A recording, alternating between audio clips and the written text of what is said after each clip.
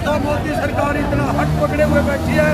सारी दुनिया संयुक्त राष्ट्र संघ की महापंचायत में जो दुनिया की सबसे बड़ी पंचायत है, सारे सिस्टम को सुचारू रूप से चलाने के लिए सारे दुनिया के देशों की सदस्यता उसके अंदर है। संयुक्त राष्ट्र संघ ने भी हमारे आंदोलन की सराहना की है। कनाडा के प्रधानमंत्री ट्रूडो जी 2 बार बोल चुके भाई हिंदुस्तान में दुखी किसान सरकार के खिलाफ इतने लंबे अरसे से इतनी बड़ी तादाद में सड़कों के ऊपर बैठे हैं।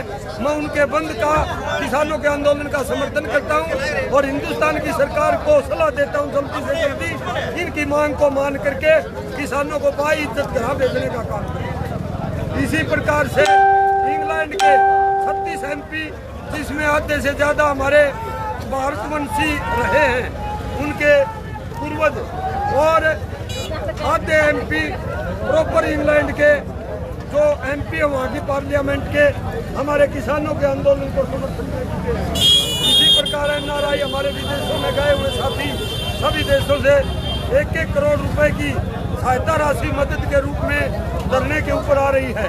यह धरना एक आसी तहसील का या हमारे इन 10 गांव का या हिसार जिला का या अकेले हरियाणा का या अकेले पंजाब हरियाणा का या अकेले पंजाब हरियाणा व UP राजस्थान का नहीं, सारे इंडिया के किसान मजदूर संगठनों का ये आंदोलन है। साथियों, मैं आपको बताना चाहता हूँ, किसान सभा का जिला अध्यक्ष होने के नाते ये 3 जो काले कानून सरकार ने बैकडोर से कोरोना की आड़ लगा करके पीछे से बैकडोर से गलत तरीके से प्रजातंत्र का गला घोटते हुए चोरी छुपे लागू किए, इसमें हमारे आम जन का जो देहात की खाई के भीतर बसने वाले 99% लोग हैं, जिनकी मुख्य परिभाषा किसान है।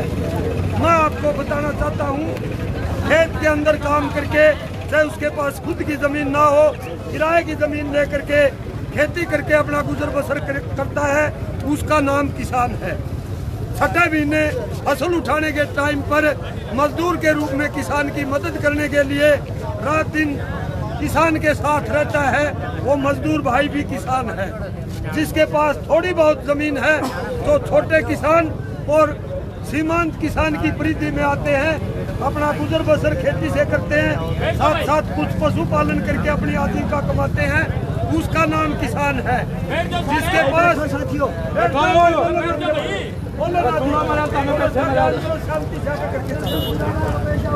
5-10 एकड़ का मालिक है, खेती करता अपना गुजारा करता, वो भी किसान है। इसके साथ साथ 50 एकड़ 100 एकड़ 150 एकड़ 500 एकड़ 1000 एकड़ का बुद्धि बोयोड़ी में अपनी माँ के जान के पैर नहीं टेक्या और अपनी जमीन के बलबूते अपनी उसकी पीढ़ियाँ अपना मजा करके चले जाती है। भाई वो उसके मालिक है, वो तो रेडीमेड किसान है। वो न तो आपके किसी आंदोलन में शरीक होते हैं, न किसानों की किसी लड़ाई में साथ देते हैं, और आप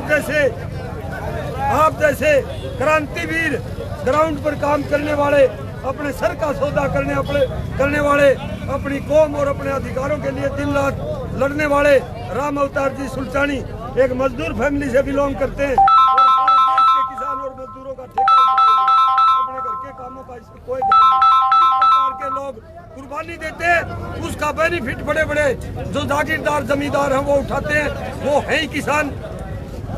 गांव देहात के अंदर किसान के औजार तैयार करने का काम करता, खाती और लुहार के रूप में वो किसान है। दर्जी के रूप में किसान के कपड़े सिलने का काम करता है, उसके कपड़े कमीज तैयार करता है, वो किसान है। पुरोहित के रूप में जो हमारे वेद सभ्यता के अनुसार जन्म से लेकर मृत्यु पर्यंत 16 संस्कार होते हैं, जिसमें विवाह संस्कार, जन्म संस्कार आते हैं, वो संस्कार का कार्य करता पुरोहित के रूप में हमारे बीच में बैठा है, वो भी किसान है। जो रोजाना की किसान और मजदूर की रोजमर्रा की चीजें बाजार से ट्रांसफर करके ला करके देता, मुहैया कराता, छोटे दुकानदार के रूप में गांव में बैठा है, वो भी किसान है। मेरा कहने का मतलब ये कोई एक जाति का या एक धर्म का या एक जिला का या एक सूबे का या एक गोत्र का, ये एक समुदाय का नाम किसान नहीं है। किसान बहुत विस्तृत है, जिसमें आज भी किसान और मजदूर के रूप में इंडिया के अंदर हम 82% हैं। 82% का मतलब 100 करोड़ में से 82 करोड़ लोग खेती और डायरेक्ट इनडायरेक्ट खेती से उनकी आजीविका चलती है। लाभ हानि खेती से जुड़ा हुआ 82% लोग हैं। पूरा खेती पर डिपेंड करने वाले लोग, चाहे किराए पर खेती लेते हो, चाहे थोड़ी मोटी घर की हो या दूसरे को किराए पर देते हो, वे लोग हम 67% है।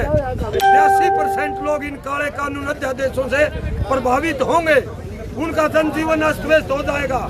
अडानी अंबानी की हाल ही के दिनों में 23 मार्च 2020 को कोरोना के लिए लॉकडाउन हमारे देश में लगा था।